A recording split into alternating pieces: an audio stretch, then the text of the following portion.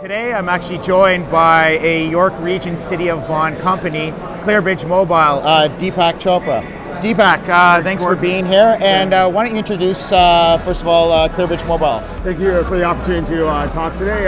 Clearbridge Mobile, we're a user-centric product design engineering firm based in the Vaughan area and downtown Toronto.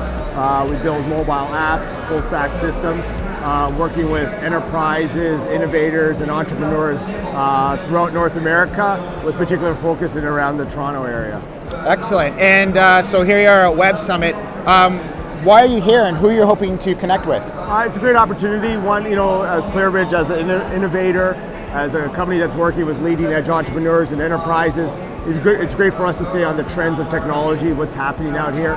For us, we have clients that come here. We're looking to meet ecosystem partners and also meet the next generation of entrepreneurs and see what ideas they're working on, so we can make ourselves better and relay all these ideas and information back to our clients. That's great. Now, if there's many people here, if they wanted to connect with you, what's the best way of doing that? Our website, LinkedIn, are great ways to Twitter as well. And what's your website?